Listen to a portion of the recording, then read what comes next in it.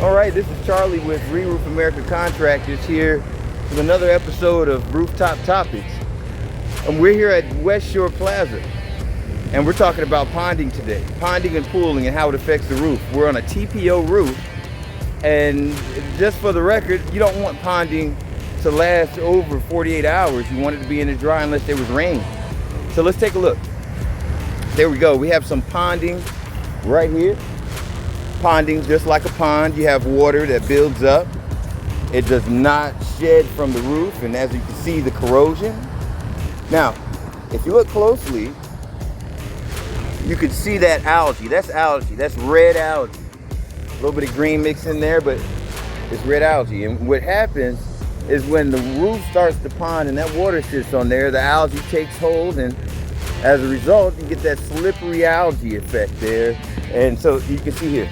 See how red that is? See, that's red algae. And so what we want to do to prevent ponding and pooling is we want the water to shed. So let's look back here. We see the unit down there, okay? And we see a unit right over here. Let's look at this bad ponding right here and see the effect of it. Now, you see how it's lifting up right here? You see that? That's all algae. That's all that is. That's algae buildup. Well, you don't want that on your roof. It's going to eat through. Eventually, it's going to go through the membrane. It's going to find the penetration, and then it's going to eat through even more. So as you can see, no water is being shed. So what we want to do, oh, look at that bird feather down there.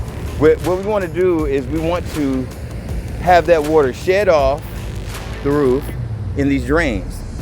So you have a drain here, you have a drain right over here. That water is barely making it there. So to make it there, you have to have it tapered, or what we call low slope. That taper is gonna direct the water to where it's supposed to go. So that's where it's supposed to go. So we have a drain there and drain there. Now, if you look around, you don't really see any more drains on this side.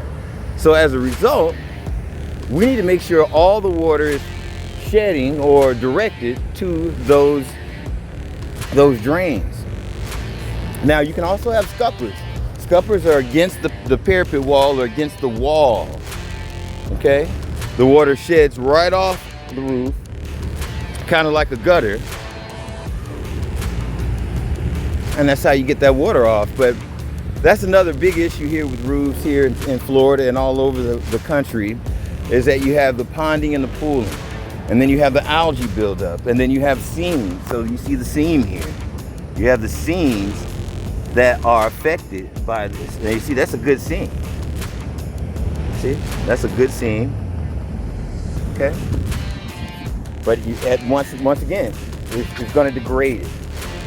So we want the water to shed off like it properly should. So as you can see, there's water going down in there. See? But no water is coming over here.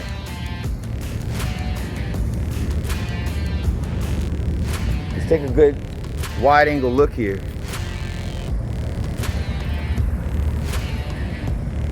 And you can see a number of places where the water just builds up. That's how you know that the water is not shedding off properly. You got the ponding.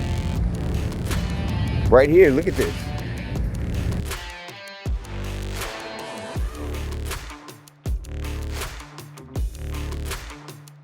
It just builds up, and that ponding starts to look like this when it dries up.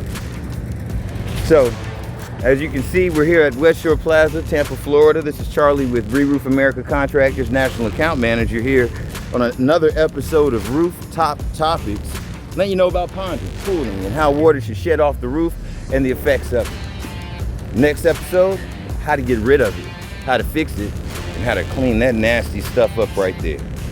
Rooftop Topics.